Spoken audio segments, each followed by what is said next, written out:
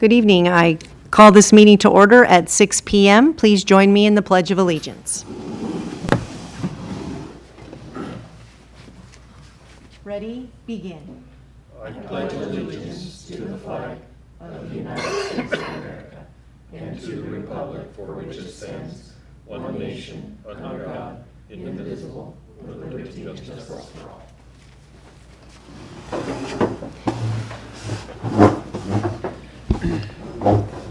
All right. All directors are present. Approval of the agenda. Mr. Bartz, are there any changes to the agenda? There are no changes to the agenda. I'll move the agenda. I'll second. All right. All in favor of the motion to approve the agenda, say aye. Aye. Any opposed? And the agenda is approved. We move on to number 2, public comment. Are there any members of the public in person or online? There are no members on Zoom. We have a member of the public joining us right now. Do you have a public comment? I do. Yes, we do. One moment. All right.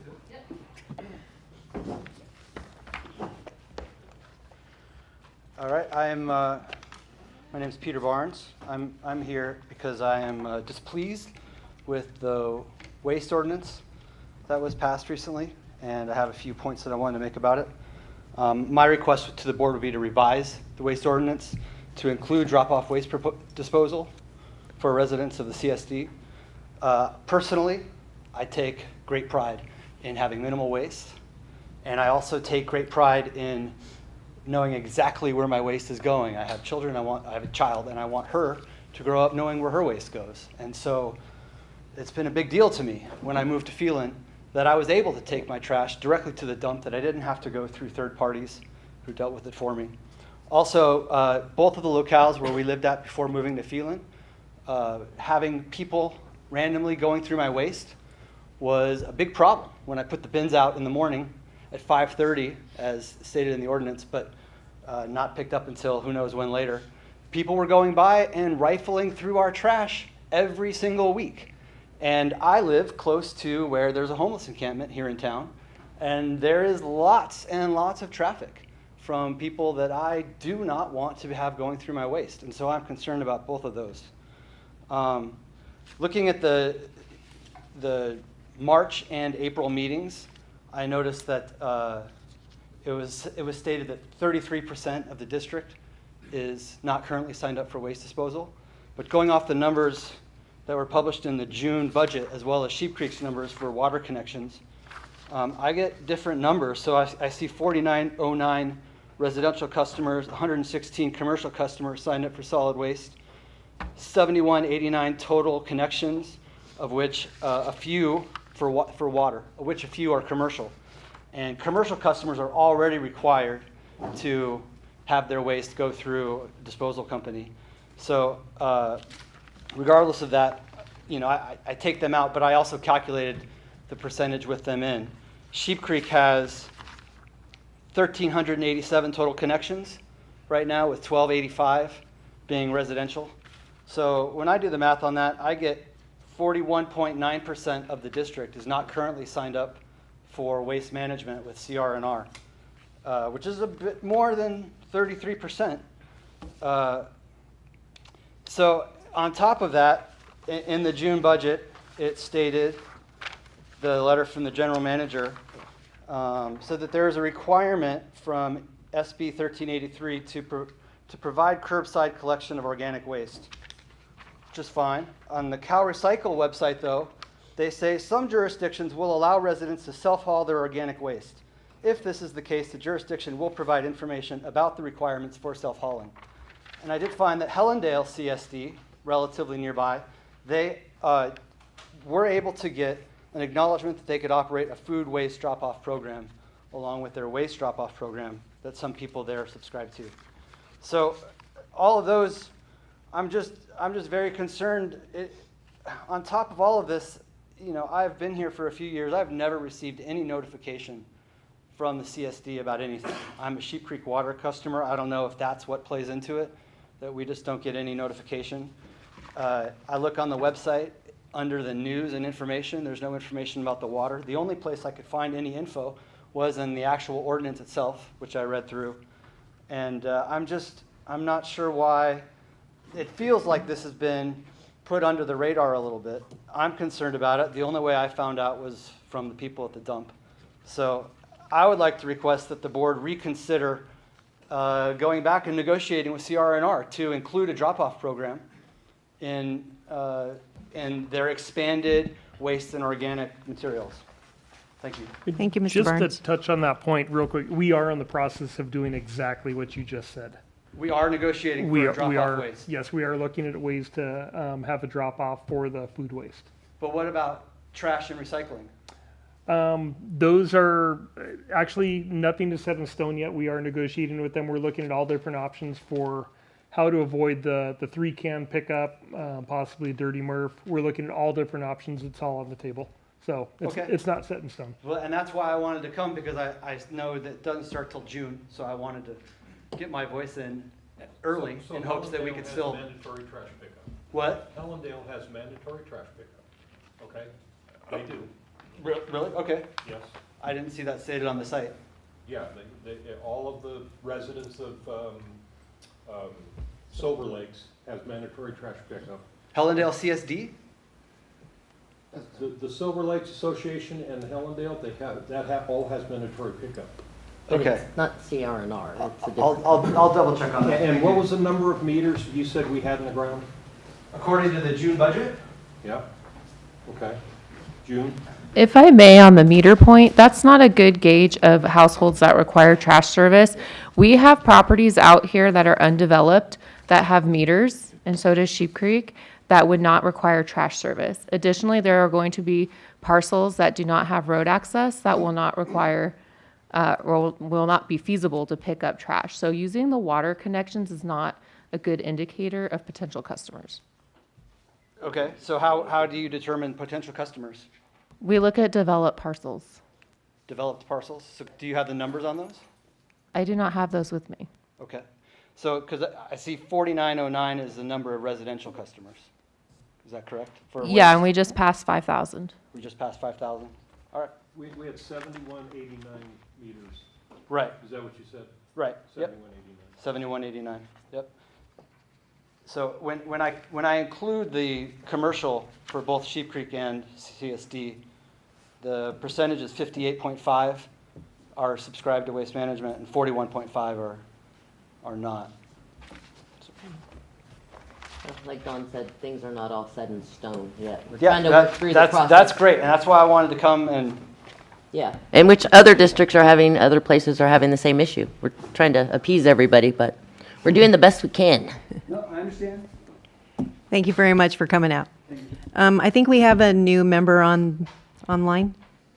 It's staff and consultants. Okay, perfect. All right, before we move on, we did receive a written comment from Cheryl Roden, and we will be including a copy of that in this meeting's minutes. Moving on to community reports.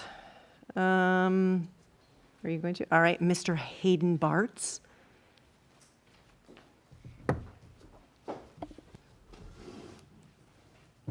Good evening, everybody. My name is Hayden Bartz. I'm at Congressman Joe Bernolti's office. And I'm just out here to keep up with what's going on in the community and encourage anybody that if they have any need of assistance with a federal agency, including the VA or the IRS, our office would be happy to help. Thank you very much. Thank you. All right, and I don't see anyone else, right? Okay. All right, so we will move on to 3 consent items. Staff has requested to pull item 3A at this time, and it will be brought back to the next meeting, excuse me. So we would just need a motion for 3B. I'll move this, 3B. Seconded. All in favor of the motion to approve 3B, say aye. Aye. Aye. Any opposed? All right, the motion passes. Moving on to number 4, matters removed from consent items. Number 5, presentations and appointments. So we will move on to 6A, discussion and possible action regarding addition of new position for solid waste. Mr. Bartz? Thank you. Ms. Ward is going to be presenting this item.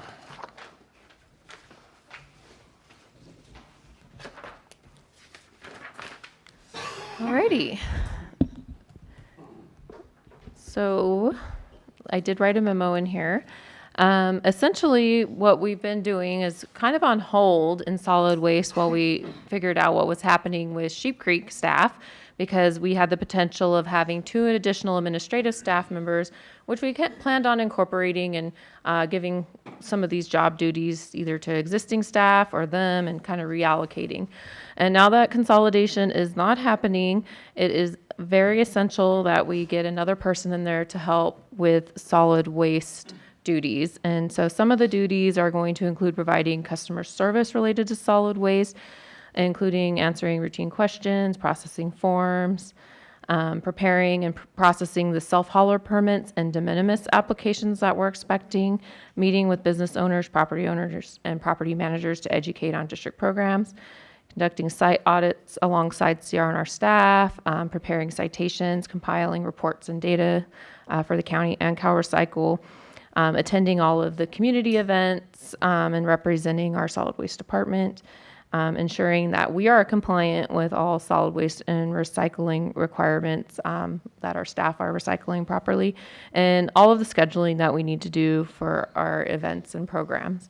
And so myself and others have kind of been taking this on, but it's getting a little overwhelming at this point, and it's just going to keep getting more and more. We have a lot of forms to develop, a lot of data entry to do. And so at this time, I feel that it's essential that we create this position and we fill it. We do have money budgeted for this. We had, even though this isn't a water position, in the event that they do water-related activity, because, we back each other up, we did have a position that is now no longer there. We had a temp and we no longer need it. So we budgeted for the whole year. And so we don't have that. And then these would primarily come out of solid waste funds. And so solid waste has the revenue to fund this position. And then, as you know, any any remainder of solid waste funds after our audit gets transferred into the government fund for parks. So this would not have an impact to water rates. Okay. So if there's any questions? Any questions? No? All mine have already been Yeah. addressed. Go ahead, Mark. Nope, go ahead. Yeah. You let me go first? Okay, it's not in here, where's the budget for the solid waste right now? What we've spent to date? Well, the budget's what's been coming in, how much is going out, and what changes this would have on it. Usually if we're trying to apply it to a budget, we should see what the budget is in here. Yeah, so solid waste, we just have programs that we allocate funding for. We never spend anywhere near the allocation, and then the audit determines what remainder we have that goes into government funds. I don't have the revenue to date for solid waste. I would have to look at the Okay. last Yeah, quarterly last year, I report. believe, was over $100,000 that went into Yeah. the general fund after all of the expenses. That was after all the for- expenses. After the expenses for solid waste. So it was running around $150,000 a year, and I Does- believe it's getting close to. Does anybody remember how much went into the parks from last year? A little over 100. Yes. Yeah, and we've had an increase in number of customers, which does increase the franchise fees that we receive. Okay, what is the current timeline to establish these requirements by the state? Right now, it's it's January of 2023 for commercial and June of 2023 for residential. And that's to coincide with the county's timeline. Okay, has there been, you mentioned it, but there are further discussions about subsidies or something for low waste consumers and possibly some self-hauling, so that's. Yeah, that's coming through the ordinance revision process. So we're going to make sure de minimis is a component for both residential and commercial, because right now it's commercial only. And then we're working with CR&R. We have a meeting with corporate in October to talk about basically what happens right now. Everyone takes their trash to the dump, but we can't monitor that. The county staff isn't our staff, and we can't just, the reporting burden is pretty burdensome. So we're talking with CR&R about putting a MRF at their location, which is near the dump or the transfer station, and then you could do the drop-off there if you wanted to self-haul. So you could still self-haul your trash and recycling and possibly organics as well, provided we still have 90% participation in the curbside program, because we're using 90% calculation, 90% participation in order to do a calculation with the state for reporting. Otherwise, we would have to do an individual assessment of every resident's trash if we didn't want to have 90% or more. In addition to that, some of the salary that you see in here that we're presenting tonight will be offset because Kim spends a lot of time and other staff is spending the time that is billed to solid waste right now. Yeah, So that was my last There will be question. an offset. If my memory serves me right, and it doesn't always serve me right, but I thought that there was a half position that was designated being paid by solid waste currently. Yeah, and So would this be simply just a half position added?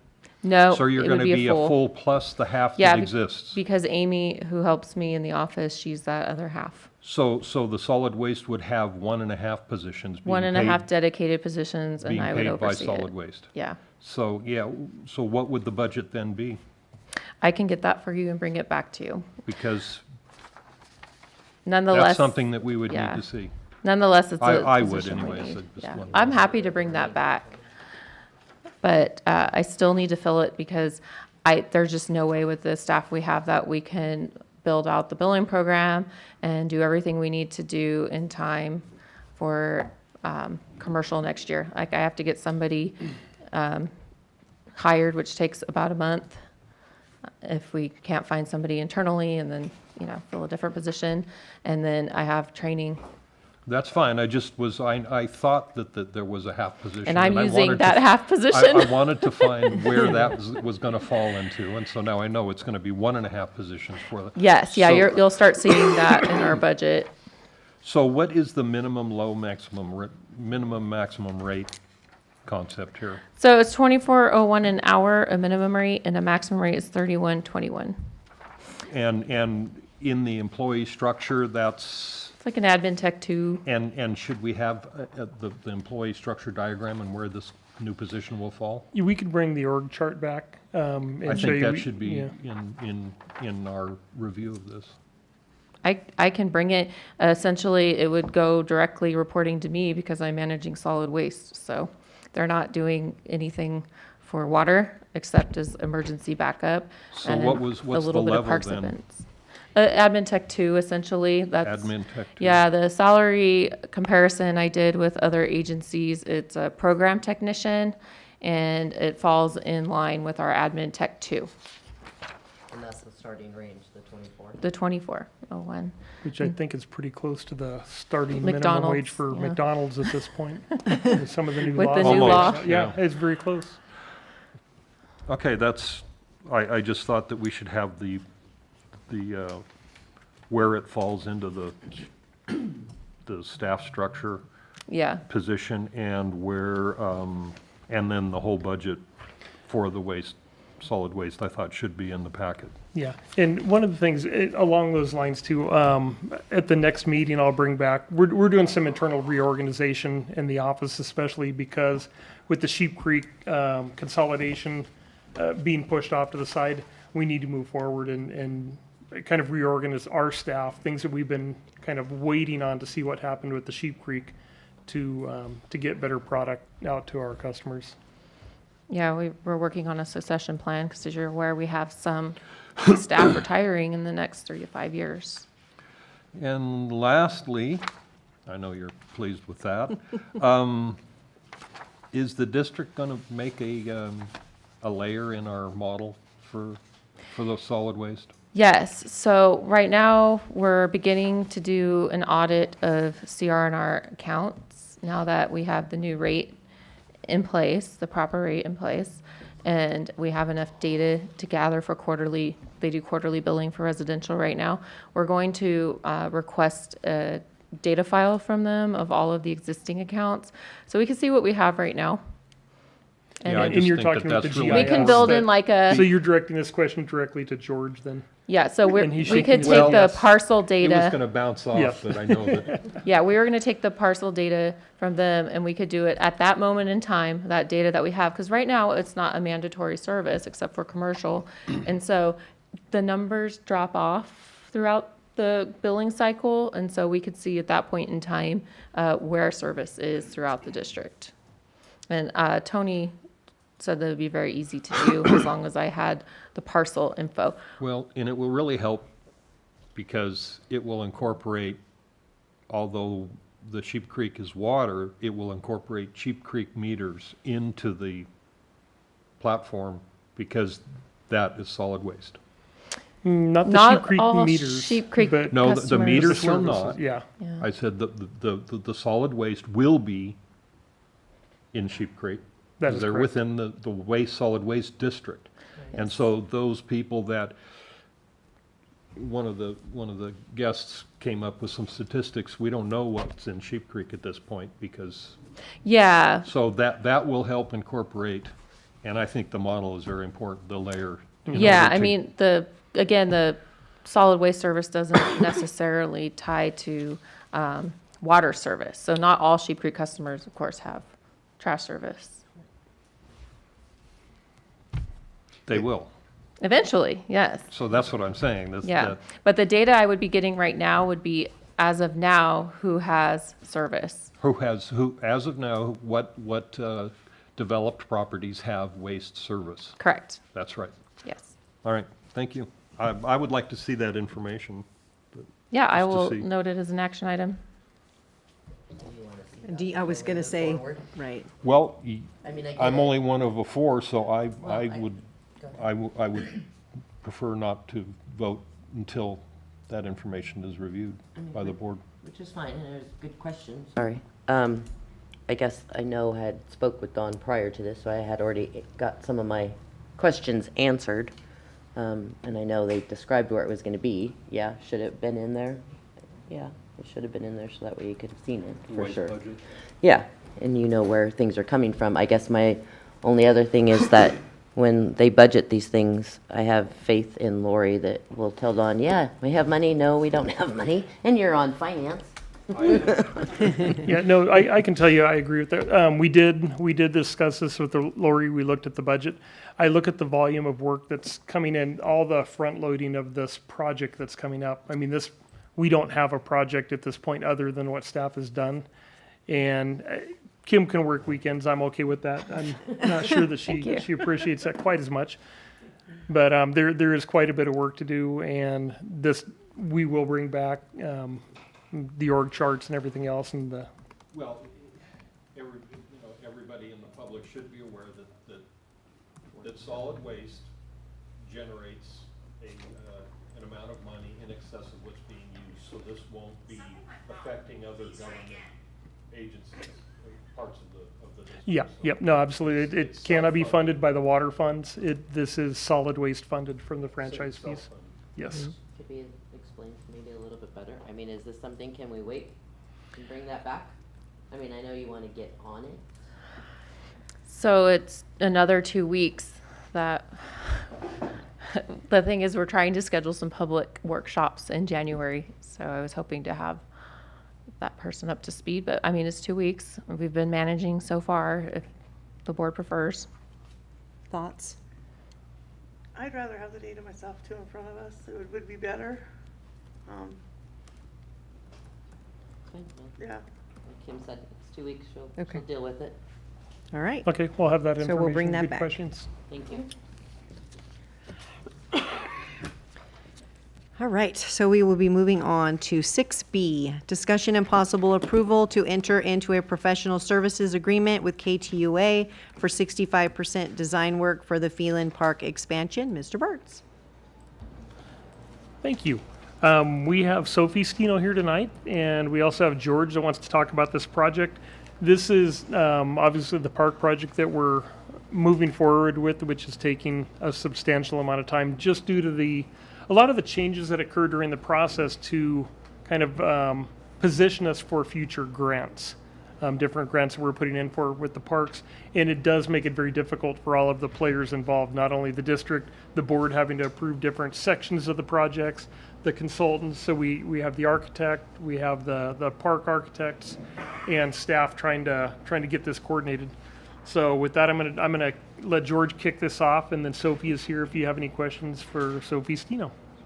Sure, thank you. Sorry, we also have Matthew Wilkins and Michael Singleton online. Wave them. I'll start with the background.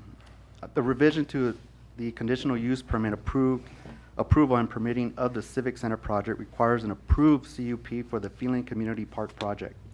In August of 2020, the board approved a professional service agreement with Ktua, David Evans and Associates, TRLS Engineering, and Tom Dotson for a 35% preliminary park design and revision to the current CUP for the Civic Center project, including grading, street design, geotechnical, biological, and for the total amount of $421,325. Part of that was also, the Civic Center was also included, was the park design, and that was part of the migration from the Civic Center to the park. So when I refer to 35% was the park design. On May 18th, 2022, the board approved the final park layout of the preliminary park design proposed by Ktua. Staff and the design team have worked on closely in coordinating with the county with the phasing of the Civic Center and Phelan Park projects. The scope of work proposed herein shall provide a 65% of the full construction document package for the Phelan Community Park CUP submittal. It is anticipated the scope of work shall be completed by the end of 2023. There's a lot of factors that played into this, and a lot has materialized over the last couple of weeks. Discussion specifically on county requirements.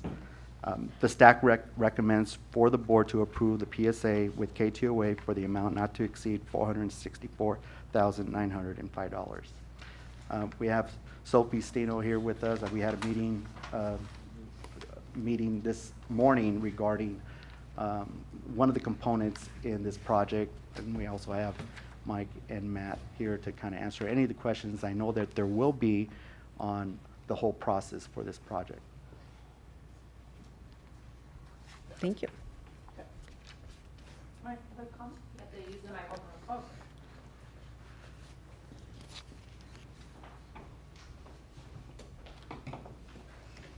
Are you playing secretary? Thank you. Good evening, board members and board chair. Red button's on, okay. So I did write a little summary, but it's so nice to meet you. My name is Sophie Stino. I'm not the architect of Stino Design. Tom is, and I know he's been here, so it's a pleasure meeting all of you. So we've gotten to the best news when it comes to Stino Design Studio's position in all of this is to orchestrate the processing of all these various planning applications and entitlements, as well as building permits for the first building, Civic Center building. It is very bureaucratic, as George mentioned, and there are consultants listening online. It's not only bringing consultants and engineers and architects together to finalize, and because they'll design forever and a day and say, here's our final site plan. We finally gotten to that point. We've gotten to that point where we can give everyone that site plan for review that you approved, for all the consultants to complete all their work, and the engineers to complete the preliminary engineering, all of which is required to submit a formal application for the 14-acre park site, which is now going to be built out sooner than later, not phased anymore. So that's all good news.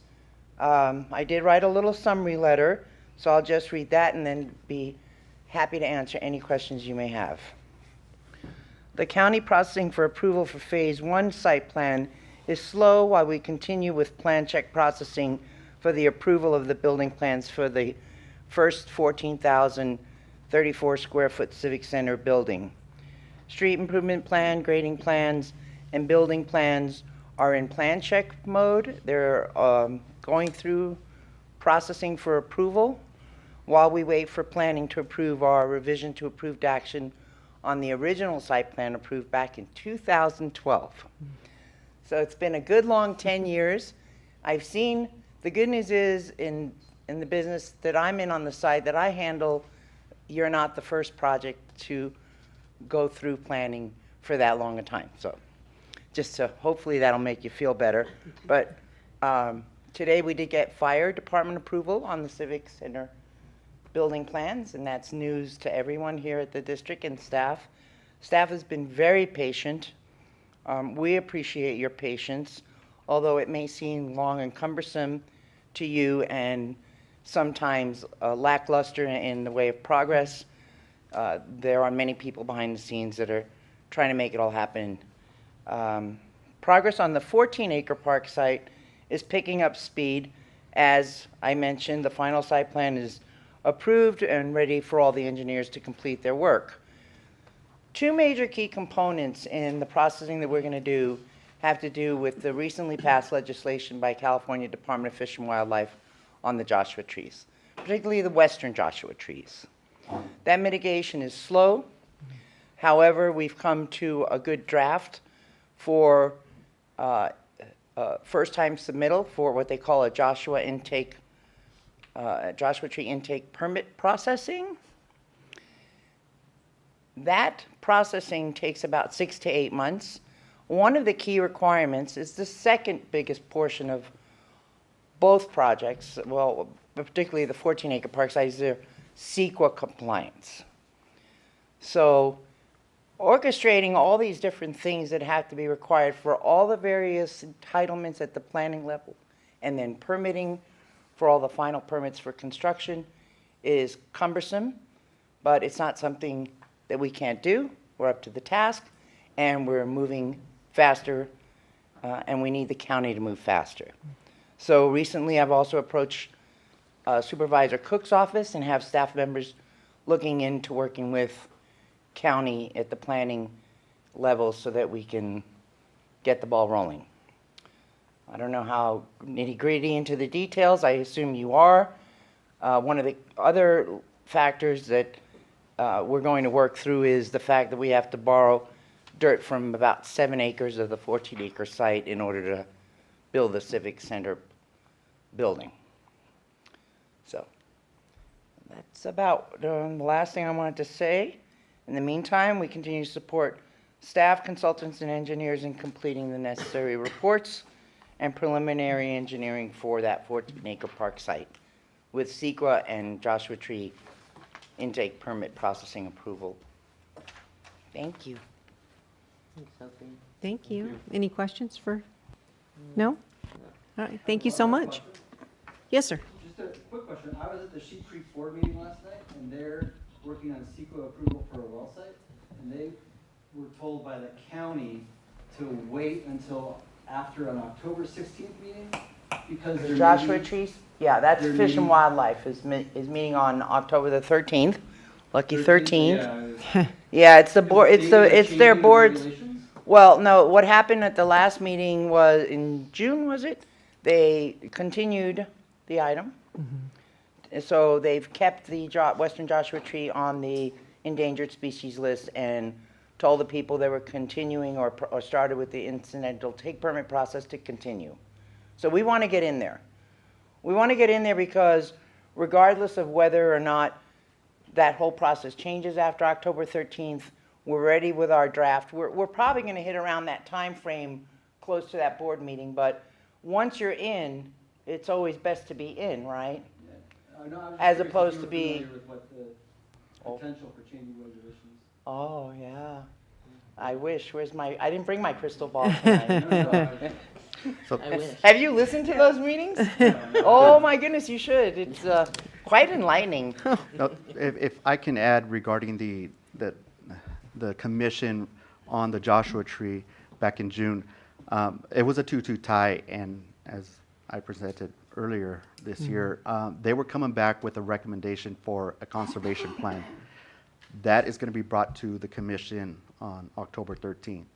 Now, whether they keep, if they move forward with a conservation plan, who knows what that's going to look like, what's going to be presented, but nothing's going to initiate anything on any current projects. We're looking at, like Sophie had mentioned, to get this in prior to the meeting or just after the meeting, and just the way everything is playing out. So what is decided on at the meeting will kind of determine what actions we will take. But as long as we get our application in for the state for their review in the queue while they wait for payment, at least we're in line. So there were a couple pauses in this process. One was the Joshua Tree, what was going to happen with that. Phase 1, the Civic Center project, the Joshua Tree's impacted on the grading. So we didn't even know what that looked like. But we had a meeting this morning with RCA, the biological engineer that prepared the application, and we kind of got a good understanding of the process and the fees and what actions we can take once we receive the conditions for that permit. So we're, like I say, optimistic on where we're going with this. We just got to move forward and see where it takes us. Okay. Thank you very much. All right, start with board questions. We'll just start with Mark. He asks all the good questions. I mean, come on. Okay, let's see, where am I here? Well, I guess I can start with, I'll turn this on and start with that.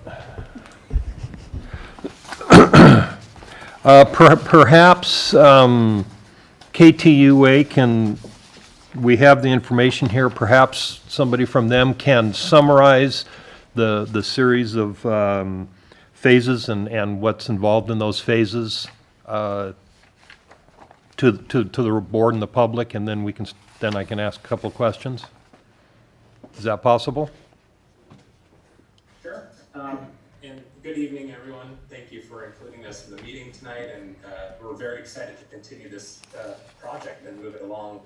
So part of the attachments that you received this evening should have had some of the summary of the phasing that we are anticipating moving forward with under this contract. Page 50. The first phase really is looking at the kind of project management and administration. That's really working with the CEQA team, looking at managing the overall team, helping with meetings, meeting minutes, doing timelines, coming up with some strategies for the various grants and some of the action items here, and updated rendering site plan and updated 3D graphics, and then doing, again, some project management and administration really on billing and some other administrative items. So that's for essentially a lot of the admin of this entire project. Phase 2, then, we're really looking at the final schematic. So what we did as a kind of an endpoint of that last contract is we got everything to a draft schematic level. We did do a lot of studying of the site. We did some design to incorporate Joshua trees and avoid those, and then looked at various things at an engineering level. However, we did not take it to a final schematic level. And really to get it into a CUP final completion. Steno Design did submit a initial CUP just to get action items from the county on additional plans and documents that are needed.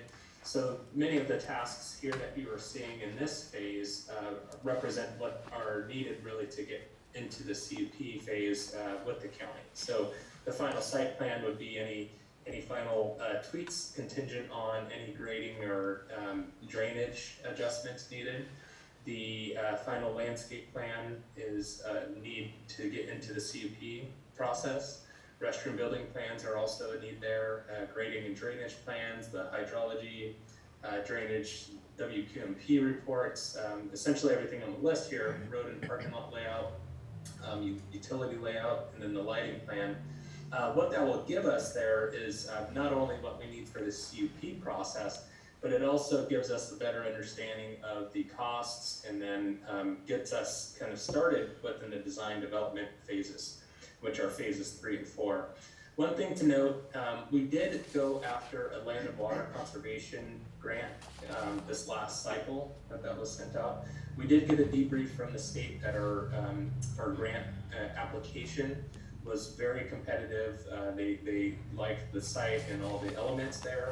The one thing that was really needed was to have CEQA tightened up a bit more and really processed. So the phase 2 elements there not only help from the CUP standpoint, but also help initiate some of the CEQA and get that going. And then the major factor there is, and a takeaway that we had from that meeting from the state, was that we are in good position there to reapply to the next round of land and water conservation funds. So really what we're looking at here with some of the design development phases is to get us in line in the timeline so that we're moving forward and able to get to a final design development phase here at the end of 2023, with the goal there to have final CDs ready in the case that we do win that grant. And in any case, those are plans that will really help to orchestrate and understand better phase lines and better design of the project. And then the goal there is by the need of the Land and Water Conservation Fund, essentially you'd have to have that phase of the project built out by 2025. So we're really trying to get us in a position to where we would be able to execute those plans and have that park constructed if we win that. But nonetheless, this is a needed phase, both these phases, to continue with the progress of the site, and then have, again, tighter connection points for all the various grading elements that we do phase out the project. So I'll summarize each one of those. Really, you're looking at various plans, demolition plans, construction plans, restroom, planting, irrigation, grading, utility, electrical, and then the skate park and pump track plans, really to get those to a design development level that has more detail and allows, again, better cost estimating, and then better phasing and accuracy. If, for instance, we know that paths won't move around and things like that if we do take a phase of a ball field or other elements of the park site. I'll just add that the scope of work that we're talking about is KTNA, which is about 48% of that total fee for all the work that we would be doing.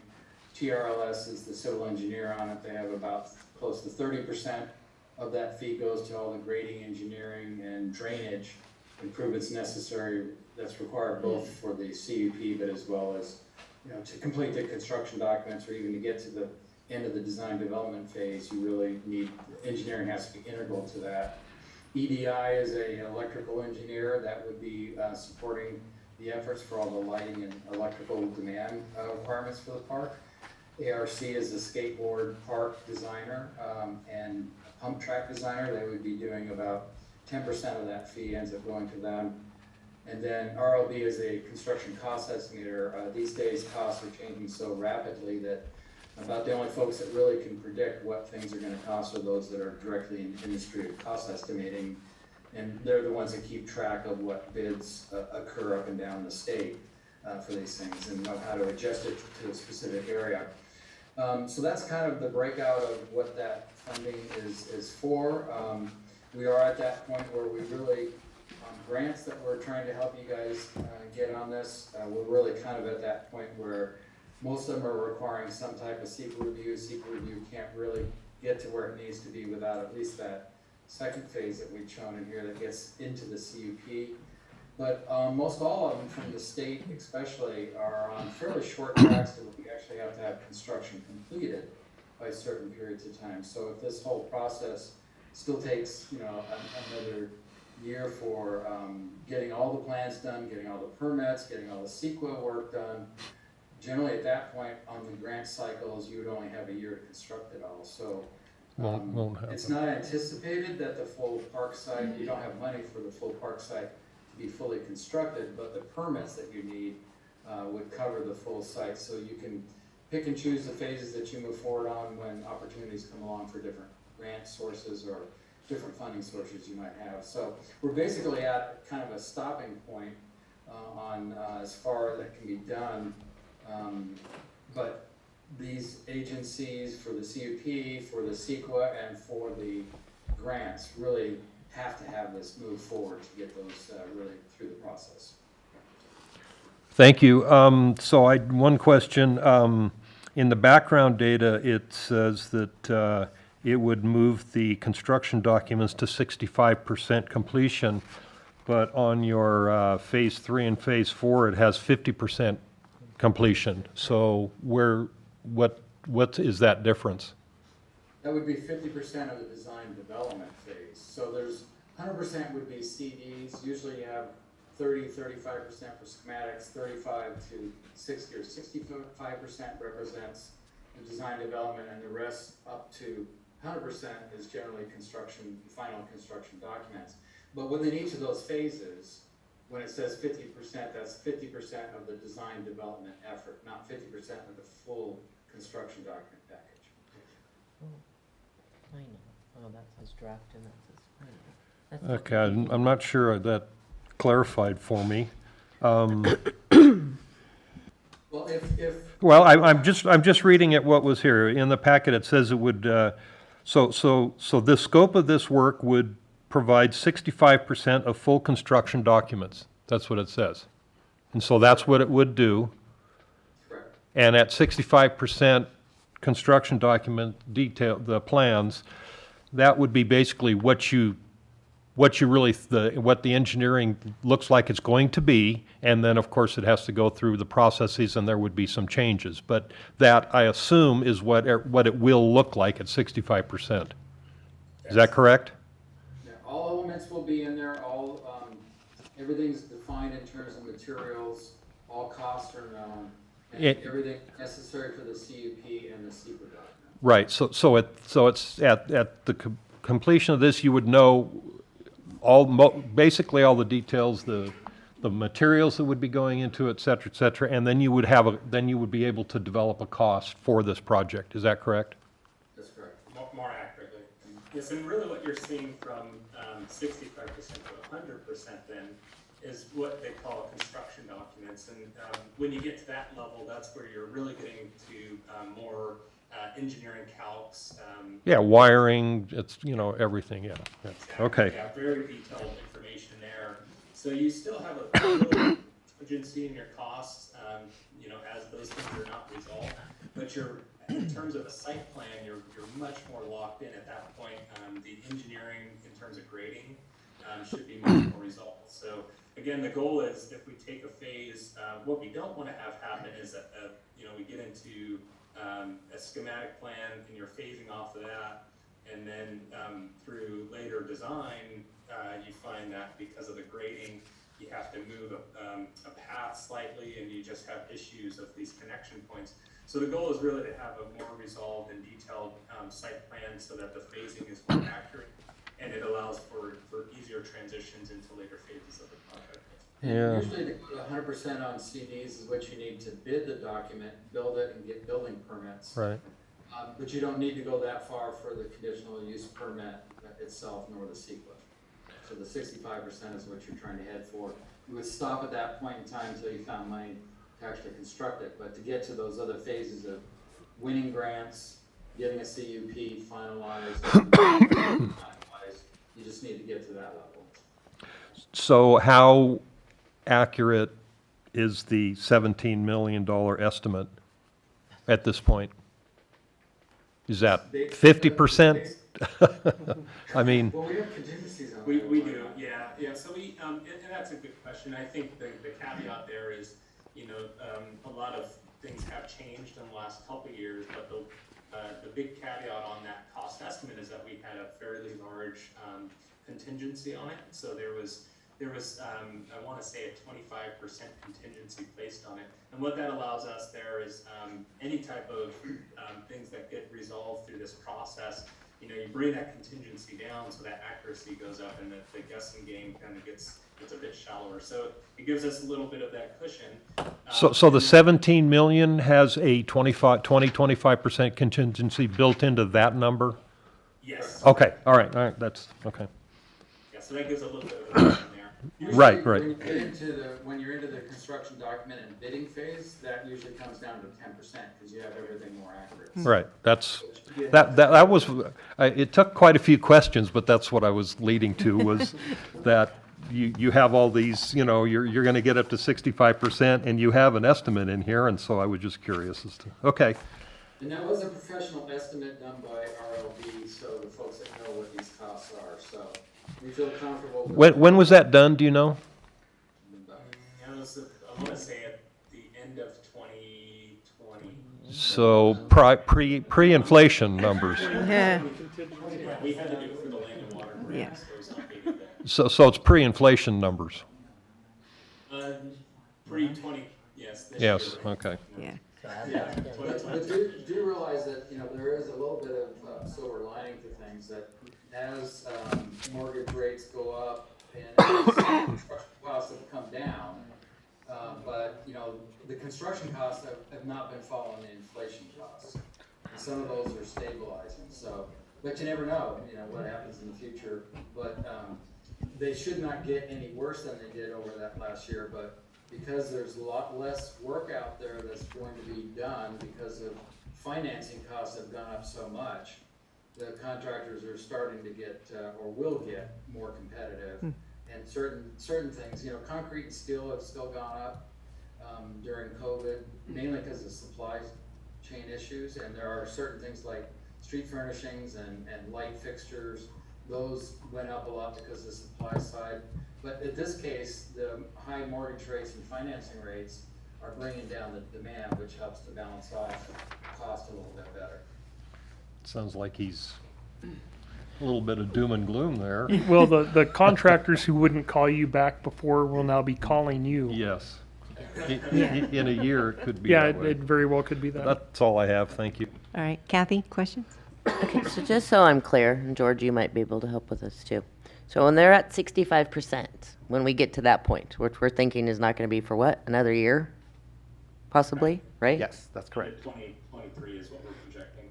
Okay. When we get to that point, then we're going to be able to ask for financing. We'll have a better idea, again, approximately of what it'll cost based on those numbers. And then we can look for financing. And then we still have how much longer? Yeah, let me turn this up a little bit. Yeah, so it will be a year. The financing, we will be lining up options for financing during that time. We should have some better income coming from the dairy properties at that point, and look and see how steady that income is projected to be. I know they have some big projects that are going to take some time out there, and they're working on their conditional use permit as part of the funding source. So we will look at all methods of funding for this project. Again, we don't get money from the county or the parks or anything like that, so we need to self-fund this. It cannot be paid for with the water rates or anything like that. Right. But by having it to that point, we'll be the grants. We can apply for grants for that. And then with having a more refined number at that point, we'll know how much money we'll be looking for and how much we can afford to borrow. We probably won't be able to afford to build the entire park at one time. It's a lot of money for a small district. And But we will be prepared for that. In approximately a year, and sequel will be done, hopefully. Yeah, a year from now, we'll have a lot better idea of what income streams we will have. And just for clarification, we were far enough along for the land and water conservation grant in the design, but we were not far enough along in the sequel. Well, and I think we've heard that before for other grants, so it's kind of like we need to have that done to be able to apply and have a shot at getting these grants. Yeah, to apply for any grants or loans, especially when state funding is involved, CEQA is the number one thing you have to have completed. You have to have your designs almost shovel ready, but you do need to have CEQA. That is a big part of whatever you ask for loans. Okay, and the rest of it is still going to be handled by them and the same people that are involved now when we get to the construction part of this? If they do a great job right now. Oh. You're on the line. There's a whole list of subs he named. Yeah, I saw, well, and it's right here, yeah. Okay, that's it for right this All right. moment, thank you. But Well, the CEQA process, from a planning standpoint for entitlement, once you're permitted at the planning level, you need approval of that CEQA document. In all intents and purposes, your CEQA process is complete. You're either gonna get a mitigated negative declaration document out of it, or you're going to get a document, a CEQA finding, they call it. Okay? We're hoping for a mitigated negative declaration, okay? But it seems like CEQA, and I've told this to our state representatives before, you know, when they say, we're from the state, what can we do for you? I say, Caltrans, Edison, CEQA. Those are my three buzzwords. So those are all state requirements, and they're very difficult to go through. CEQA is feeding itself into every aspect of our lives. So if anyone wants anything, everyone wants to see a CEQA document. Can you Which get is a a summary negative of deck? all your engineering reports that they are required to analyze. Your air quality, your greenhouse gas, your noise, your drainage, it all, so in getting all those people responsible for generating the site plan, the architect, the building design, you know, it's an orchestra. And then you have to, in the past, most agencies, whether they be county or municipalities, cities, actually, at the planning level, wrote their own CEQA documents. So they took in from the applicant all of the reports, all of the designs, and analyzed them themselves and put them into the CEQA reporting format. It's an administrative task. Now they don't do that anymore because they don't have the funding for that person. So now you have to hire a CEQA specialist. I don't think you can get a negative deck on undisturbed land. I'm just saying. We have some undisturbed land, and I don't think you can do a negative deck on undisturbed land. Well, they're gonna give some kind of declaration, so, but that's the process that we're going through. And so that consultant, which we have on, we all have on board now, is on board, and we're pushing them hard to get that CEQA document, because it's key to a lot of the submitting entitlement, throughout the entitlement. You hit up with all these different agency requirements and all the departments at the county level. So it's state, county, your requirements, CEQA is something else. It's all, and you know, I found out, I learned something about CEQA, because I went to I'm a planning commissioner for the city of Hesperia. CEQA was wrote into the California law by Ronald Reagan. I was kind of surprised to hear that, but so you know. And it was generated to help prevent or help public health. So the effects of development on public health and welfare. That's what CEQA was originally written into law for. Good to know. But now it wants to analyze every report that's ever generated. Grab money where they're at. Yeah. Yep. Deborah, did you have any questions or comments? Just the budget, this has already been budgeted in, correctly? That is correct. We Okay. have a parks budget that will absolutely Okay. cover this. Absorbs this all, okay. Yeah. That's my only concern. All the other questions were answered through prior questioning. Through Mark. I only had one question. It was just something that he said about a possible grant opportunity, and that once it was accepted, that we had a limited amount of time to complete. Can you elaborate on that? Because there was a lot of information thrown out at once. Sure, I'm going to pass this over to KTUA. Yeah, thanks for asking that, Rebecca. So the Land and Water Conservation Fund grant that we applied for last year, that was needed to basically be done and built, or your portion that you're allocating for that project needed to be built by 2024. That was a really tight time frame, but that's the window of which they would like that to be completed. Now, this next cycle, of which we would anticipate opening up here soon, and we would be able to apply for it again, would then need the project to be completed by 2025, hence the next year over. So really for us, as we get into 2023, end of next year, to be at a DD level would be really good for us, because then we can get into CDs hopefully early 2024, and then have bid documents ready for a contractor to bid upon that, and then start construction hopefully by summer of 2024, with the goal of getting it completed by summer of 2025. We've done a lot of improvement projects, and usually that's kind of a general time frame, a year or so, to complete the various elements that we were suggesting for that land and water grant. So that gives us a little bit of wiggle room. Obviously, getting started on the DDs and going in that direction would significantly help us to make sure that we're able to fulfill that grant requirement. Okay. And it's also important to give the contractors enough time, not just only for bidding, but also for constructing, because if you have it too tight, then your costs are going to go up in bids. Okay. Thank you very much for that. Appreciate it. All right. Anybody want to make a motion? Yeah, I'll move the item. I'll second it. All right. All in favor of the motion, say aye. Aye. Any opposed? All right. The motion passes. Thank you very much. Appreciate it. Appreciate you. Appreciate you guys. Thank you very much. And you too, George. I appreciate you as well. Thank you. You're welcome. All right, so we move on to 6C, update on the proposed Civic Center and Phelan Park expansion. Yeah, I we don't believe covered there's a that. whole lot more to update the board on tonight unless you want to carry on the conversation. Dawn, you can add to the conversation if you'd like. I have nothing more. All right, so we will move on to number 7, committee report, starting with engineering.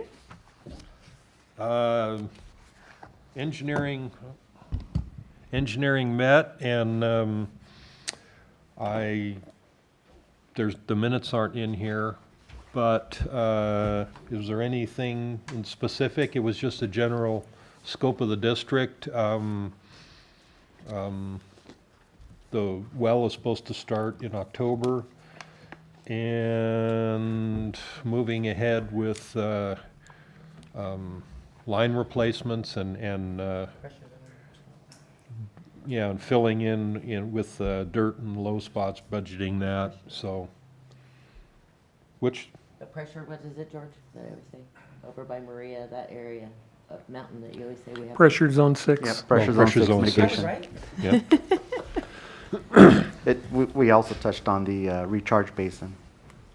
Yeah. It was an update with. The monitoring wells that were constructed by Mojave, and we have some of the data from that. Which was a good thing. Yeah, and we looked into, there was a program in California for putting large generators at well sites that are not generators, but battery packs, large battery packs that would store power for if there was a loss of power due to wind or something. But those grants were not applicable to our situation, correct? Yeah, Yeah, that's correct. yeah. Okay, And I think that's it. all right. So Finance Committee? Can I ask a quick question? Oh, sure. Sorry. Engineering committee, the scope is water only? It's mostly water. Mostly water? Yes. There's not a lot of engineering in the solid waste. And then the parks have consultants. We review information, but it's mostly, since the district is 90% water, our scope is 90% water too. It's basically the water system, yeah. We have our own engineering department within, if that helps you even more. Curious about the committee. Okay. Thank you. All right, Finance Committee? We have not met. Nope. I don't know when we're going to meet again. You're scheduled for October, although we are anticipating as soon as we have the draft audit report in hand to schedule a special finance committee meeting to review that. Okay, thank you. Legislative? We meet in November. All right. Park and Rec, we meet in October, so nothing new for that. And Waste and Recycling, we met last week and went over the current details. And happy to say that Trash now has over 5,000 customers for residential, with 5,054. And 34 recycling, and those are for the community right behind the elementary school. Because they're so close together, we were easy to add them into the recycling route. And we're continuing to work on the details for the de minimis issue. That's about it. Am I forgetting anything? I don't think so. I think that's it. What did you say about 5,000? There's over 5,000 subscriptions to the trash service. In the area? In the area, yeah. 5,054. So we broke the 5,000 mark. Thank you. Yep. Okay. Sorry, just another question. So what are the scheduled dates for future meetings for committees? You can look on our website unless Kim knows them I off mean, the top I of her head. do, but I missed last week's meeting, apparently. Engineering's the second Wednesday. Just email me and I can add you to the distribution list. Okay. Awesome. Thank you. Okay, number 8, staff and general managers report. Mr. Bartz, anything to add? I have nothing to add tonight. Okay, moving on to number 9, directors reports. Deborah, start with you. I attended the ASB-CSD meeting. That's the Association of San Bernardino Community Service Districts. And they had a presentation on, I have my notes here, now they're there, on marketing and what best ways to address different groups and their unique ways you can approach them. I have some cards for you, Kim. Yeah. And we played a twist on Cards Against Humanity. We played Marketing Against Humanity. And they were the ones with the more unique ideas of how to handle them had to defend it. It was pretty interesting. That's about it. Okay, Kathy? Went to the same meeting. Same. Other than that, nothing else to report. All right. Mark? More of a question, is there any concept of bringing back the senior lunch program ever? They're not interested? No. No, the appetite, I don't know if Steve Lawrence is still on the Zoom or not. Let me check. No. No, he dropped off. No, they're not ready to get back together. The interest isn't there quite yet. The gentleman who runs it is interested. It's just he can't get participants at this time. Hopefully that'll change. Yeah. That was it? That was it? All Just right. a question. And I went to the ASB-CSD meeting too. Nothing to add to that. So we will move on to number 10, correspondence. The only thing I have are the items in the packet, our flyers. And so our billing schedule, again, that turkey's on there for November. It's holiday season almost. Our conservation flyer was in the packet. New to us, we do offer free mattress recycling now at CR&R. So you can drop off your old mattress at CR&R service yard Monday through Friday, 8 to 5, and they will take that for you free of charge. If you are a CR&R customer, you can call them and schedule a bulky item pickup if you'd rather have your mattress picked up. And then it's almost time for winter, so Winterize your swamp cooler. There's information about doing that in here. And very last but not least, we're going to start advertising actually this should be our 3rd annual Christmas tree lighting ceremony. The first annual didn't happen, never mind. That's correct. Oh That's my right. goodness. Yeah. So our 2nd/3rd annual Christmas tree lighting ceremony where Santa Claus will be in attendance and hot chocolate and candy canes will be served. So make sure that's on your calendars. That's the 2nd of December at 6 o'clock right here in our park. Excellent. All right. So we'll move on to number 11, review of action items. Were there any prior meeting action items? Yes, Mr. Roberts is registered for Aqua. Yay. And B, current meeting action items. Yeah, I'll be bringing additional information requested regarding the solid waste position for the next board agenda. All right. And we'll be bringing back 3A. Correct, and 3A will be amended and brought back. All right. Number 12, set agenda for next meeting, October 5th. Does anybody have anything they want to add? No? Okay. Anything else? I have nothing else at All this right, time. so then with nothing else, we will adjourn at 7:10 PM.